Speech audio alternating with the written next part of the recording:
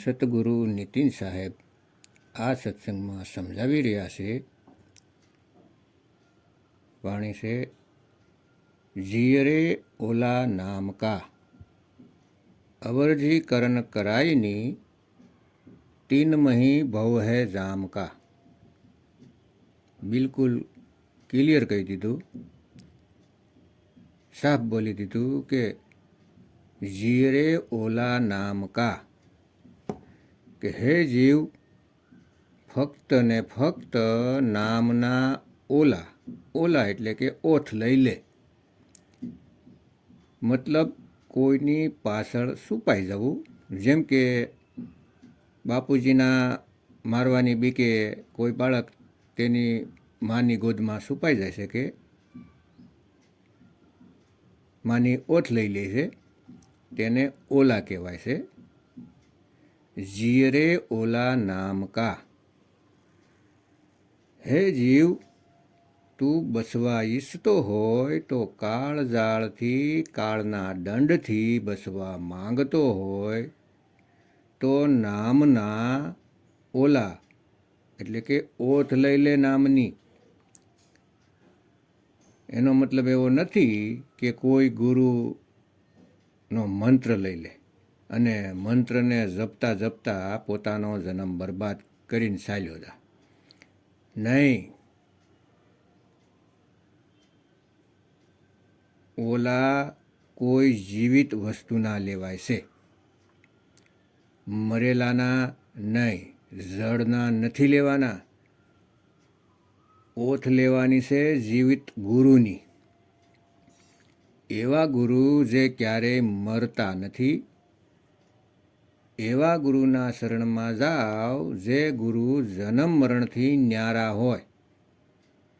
ફક્ત તે ગુરુ જ તમને પણ જન્મ મરણથી ન્યારા કરી શકે છે.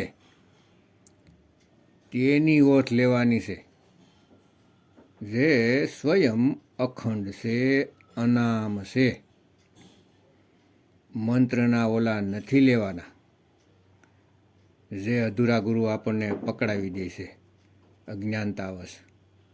ખુદ તો પોતાનો જન્મ નાશ કરે છે અને આપણા જન્મનો પણ વિનાશ કરી દે છે. આપણને 84ની જાળમાં ઉલટા લટકાવીને ચાલ્યા જાય છે. એવા ગુરુવાથી સાવધાન ભક્તો, સાવધાન. ભૂલથી પણ મંત્રનો સહારો લઈ લીધો, જેમ કે જ્યોત નિરંજન, ઓમકાર, રારંકાર, સોહમ, સતનામ, અથવા સત્પુરુષ, અકાલ મૂર્ત, શબ્દ સ્વરૂપી રામ, અથવા શ્વાસોમાં ઓહમ સોહમ, સત્ય કબીર, અથવા આદિ નામ, અઝર નામ, અકેહ નામ, અકંડ નામ, અથવા શ્વાસોમાં શ્વાસ લીધો તો સો, છોડ્યો તો હંગ. આ જેટલા પણ મંત્ર જંતર છે તે બધા જડ નામ છે. આ નાશમાન નામ છે, 52 અક્ષરી નામ છે. પરંતુ જે નામના ઓલા લેવાનું કહેશે ગુરુજી, તે આ બધા નામ નથી. તો તે કયું નામ છે જેની ઓછ આપણે લેવાની છે? અરે ભાઈ, તે વિદેહી નામ છે, અકહ નામ છે, અનામી નામ છે, તે નિઅક્ષર નામ છે. તેને બોલીને કે લખીને વાંચી નથી શકાતું. તેનો સુરતી દ્વારા અનુભવ કરી શકાય છે. જેમ તે ખુદ નિર્ભય છે, અચલ છે, અખંડ છે, એવા જ નિર્ભય, અખંડ, અચલ સુરતીને પણ કરી દે છે. સુરતી પણ શબ્દની જેમ અખંડ થઈ જાય છે, અસલ થઈ જાય છે. હવે તે ક્યાંય આવતી અને જાતી નથી. તે એક જગ્યાએ સ્થિર થઈ જાય છે, શબ્દમાં સ્થિર થઈ જાય છે. શબ્દની ઓથ લઈ લે છે. સુરત ફસી સંસાર મેં, તાસે પડ ગઈ દૂર, સુરત બાંધ સ્થિર કરો, આઠો પહેર હુજૂર. તે શબ્દમાં આઠો પહેર સુરતીને લગાવો અને અભ્યાસ કરો. અભ્યાસ કરતા જાઓ. એક દિવસ એવો આવશે જ્યારે તમને શબ્દ બક્ષિસ કરી દેશે. તે શબ્દગુરુ જે દિવસ પ્રાપ્ત થઈ જાય તો તે તમને નિર્ભય પદ આપી દેશે. શબ્દ પ્રગટ થાય તો એનો મતલબ એ નથી કે તે હંમેશા પ્રગટ જ રહેશે. કેમ કે આ બધો સુરતીનો ખેલ છે.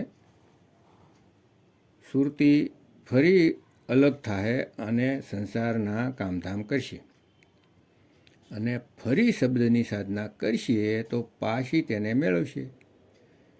કેમ કે તે વસ્તુ અચલ છે, તે ક્યાંય જાતી નથી, તે ત્યાં જ છે. પણ સુરતી ક્યારેક ગ્રહણ કરે છે તો ક્યારેક ફરી સંસારમાં ભટકી રહી છે.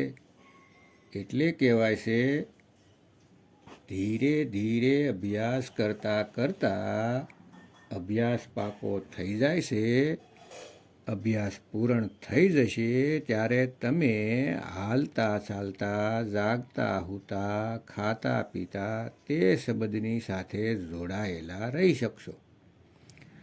પરંતુ આ અભ્યાસમાં પાકા થયા પછીની સ્થિતિ છે ભક્તો. તો એના માટે ખૂબ જ સમય આપવો પડે છે, ખૂબ જ સ્થિરતા લાવવી પડે છે. જેટલી વધારે સુરતી સંસારમાં ભટકશે એટલા માલિક વધારે દૂર છે અને જેટલા સંસારથી હટાવીને સુરતીને શબ્દમાં લગાવશો તો એટલા જ માલિક નજીક છે. આ બધો સુરતીનો ખેલ છે. એટલે કહેશે શબ્દ બિના સુરતી આંધરી, કહો કहाँ को जाए, द्वार न पावे शब्द का फिर फिर भटका खाए. દ્વાર ન પાવે શબ્દ કા મતલબ તે નામને નથી મેળવી રહી. જે નામનો આપણે ઓલા લેવાનો છે, ઓથ લેવાની છે, તે નામ વગર કોઈ મુક્ત થઈ જ નથી શકતા. તે નામ વગર કોઈ પણ નિર્ભય અવસ્થા પ્રાપ્ત કરી નથી શકતા. મોટા મોટા રાજા પણ ભિખારીની જેમ દુનિયાને છોડીને જાય છે. આખી દુનિયાની દોલત ભેગી કરી લે તો પણ નામ વગર દુઃખી જ જાય છે, રડતો જ જાય છે. અંત સમયે દોલત ભેગી કરવામાં સુખ નથી ભક્તો. સુખ તો નામના ખજાનામાં છે, નામના સ્મરણમાં છે. એટલા માટે ઉઠતા બેઠતા, ખાતા પીતા, હાલતા ચાલતા ફક્ત ને ફક્ત નામ સ્મરણ.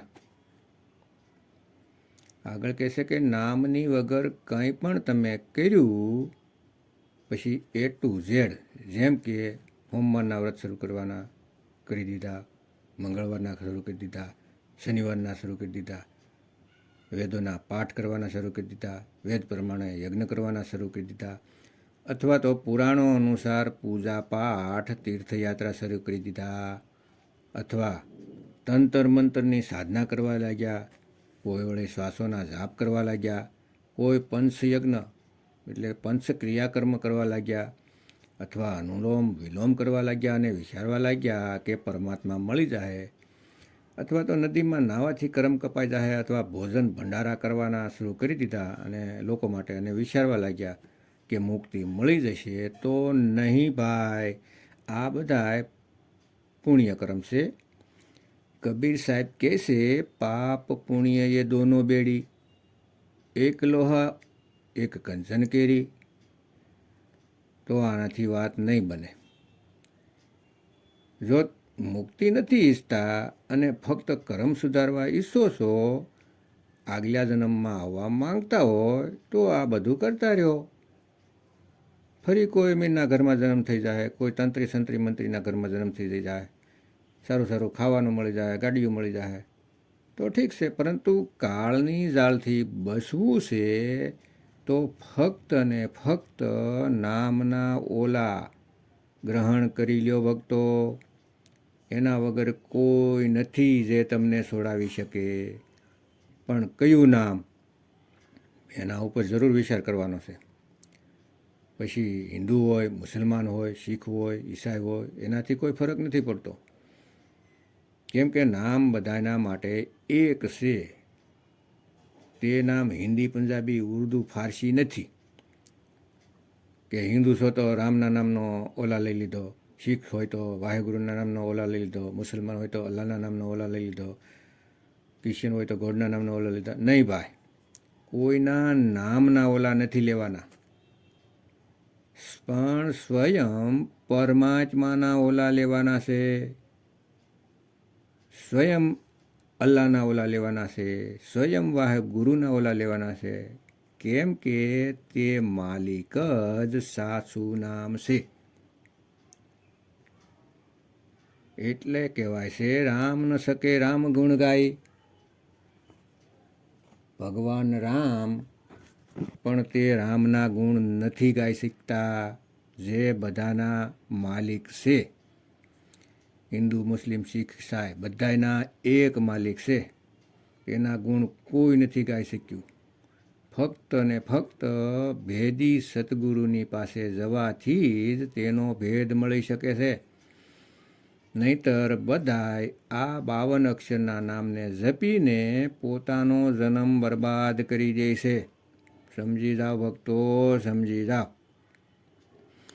આગળ કહે છે કે અવર જતન નહીં પાઈએ, બડે ભાગ્ય હરિ ધ્યાઈએ, લાખ હિકમતી જાનીએ, આગે તિલ નહીં માનીએ, અહમ બુદ્ધિ કર્મ કમાવને, ગ્રહ બાલ નિર્ભાવને, પ્રભુ કૃપાલ કૃપા કરે, નાનક નામ સાધુ સંગ મિલે. કેટલું સ્પષ્ટ કહી દીધું. અવર જતન નહીં પાઈએ, બળે ભાગ્ય હરિ ધ્યાઈએ. બીજું કાંઈ પણ જતન નથી કરવાનું, નામની સિવાય ક્યાંય પણ સુરતીને નથી લગાવવાની. કોઈ ફોટામાં નહીં, કોઈ મૂર્તમાં નહીં, ક્યાંય પણ નહીં, 5 તત્વોમાં નહીં, શ્વાસોમાં નહીં, ક્યાંય પણ નહીં. ફક્ત ને ફક્ત અખંડ નામમાં લગાવવાની છે, તેની સિવાય ક્યાંય નહીં. અને જો તેના સિવાય બીજે લગાવો છો તો આગલા જન્મ માટે તૈયાર રહો. ફક્ત હરિ એટલે શબ્દ ગુરુમાં સુરતી લગાવવાની છે. ખૂબ જ મોટા ભાગ્ય હશે જો એવા ગુરુ મળી જાય જે શબ્દ ગુરુની સાથે જોડી દે. નહીં તો આવા જ ગુરુ મળશે જે 52 અક્ષરની સાથે, મંત્રની સાથે, શ્વાસોની સાથે સુરતીને જોડીને તમને ભ્રમિત કરીને 84માં ધકેલી દેશે.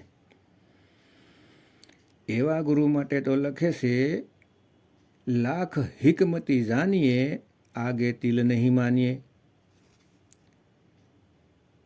એકથી એક સળિયાતા ગુરુ બેઠા છે સંસારમાં, જે જોવામાં તો લાગે છે કે ખૂબ પ્યારા છે, ખૂબ જ સારા ગુરુ છે, ખૂબ જ સારી વાતો કરે છે, ખૂબ જ સારા વિચાર આપે છે, જિંદગી જીવવાની રાહ બતાવે છે. પણ નહીં ભક્તો, ભલે લાખ ગણા એવું લાગે કે તે આપણા શુભચિંતક છે, પણ તે શબ્દની સિવાય લાખ વાર પણ કહે કે આ મંત્ર જપી લે, પેલો મંત્ર જપી લે, નહીં મારા ભાઈ, એની વાત નહીં માનો, નહીં માનો. નહીતર 84 સામે તૈયાર છે. હજુ વિચાર કરી લ્યો, હજી સમય છે. જો આ સમય નીકળી ગયો તો મારા ભાઈ હાથમાં કંઈ નહીં રહે. અત્યારે જ વિચાર કરી લ્યો. આગળ કહે છે અહમ બુદ્ધિ કર્મ કમાવને, ગ્રહ બાલ નિર્ભાવને. એટલે કે અહંકારથી કોઈ સારું કામ કર્યું, જેમ કે ભોજન ભંડારા કર્યા તો કહેશે કે મેં કર્યા. ક્યાંક દાન આપશો તો નામ લખાવી દેશે અહંકારવશ કે મેં આટલા રૂપિયા દાન આપ્યા છે. તો જેવી રીતે રેતીનું ઘર દરિયા કિનારે બનાવીએ છીએ, જેવું પાણી આવે એટલે બધું જ ખેંચી જાય છે, ઠીક એવી રીતે જ્યારે મૃત્યુ આવે છે ત્યારે જેટલા પણ અહંકારવશ કામ કર્યા હતા તે 0 થઈ જાય છે. દાન આપો અને તમારું નામ લખાવી દીધું તો કામ ખતમ. એટલા માટે કહેવાય છે એક હાથે આપો તો બીજા હાથને ખબર ન પડે એમ દાન આપો તો પુણ્ય જમા થશે. પણ અહીંયા જ વાય વાય થઈ ગઈ તો સારું કામ ખતમ, રેતીના ઘરની જેમ. આગળ કહેશે કે પ્રભુ કૃપાલ કૃપા કરે, નામ નાનક સાધુ સંગ મિલે. જ્યારે તે પ્રભુ બંદી સોળ અકાલ પુરુષ કૃપા કરે છે તો ફક્ત ને ફક્ત સાધુની સાથે મિલાપ કરાવે છે. એવા સાધુ જે પરમાત્માને જાણે છે, સત્ય નામનો ભેદ જાણે છે, તેવા સાધુનો મિલાપ કરાવે છે અને તે તમને તે અડલ નિઅક્ષર નામની સાથે જોડી દેશે. અને જો તે નામ આપણા જીવનમાં આવી ગયું તો સમજો પ્રભુને કૃપા કરાવી દીધી. પ્રભુએ કૃપા કરી દીધી. અને જો તે નામ જીવનમાં નથી તો 3 લોકની દોલત મળી જાય તો પણ બધાયથી વધારે ફૂટી કિસ્મત છે. જો તમારા જીવનમાં તે સાચા સાધુ નથી, તે સત્ય નામ નથી, તો ફૂટી કિસ્મત છે ભક્તો. તો વિવેકથી નિર્ણય કરો. સતગુરુ નીતિન સાહેબના સત્સંગ સાંભળો. યુટ્યુબમાં ક્રમવાઇઝ 1થી શરૂઆત કરીને આગળ વધતા વારંવાર સાંભળો. કેમ કે આ જ્ઞાન મૂળ જ્ઞાન છે, જલ્દીથી સમજમાં નથી આવતું.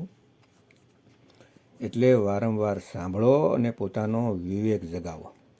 વારંવાર સાંભળવાથી વિવેક જાગૃત થશે અને વિવેક રસ્તો કરશે સત્ય અસત્યનો. તો પરમાત્માના સત્ય નામને જાણો અને એની ઓથ લઈ લ્યો. નહીતર 84માં જવું પડશે, કોઈ નહીં બસાવી શકે. હજુ સમય છે, પોતાના જીવનું કલ્યાણ કરી લ્યો. સતગુરુ નીતિન સાહેબને જાણી લ્યો, ઓળખી લ્યો, એમનું જ્ઞાન ગ્રહણ કરો અને સદગુરુ નીતિન સાહેબના શરણમાં જાઓ. જય ગુરુ નીતિન સાહેબ, જય ગુરુ વૈરાગ સાહેબ.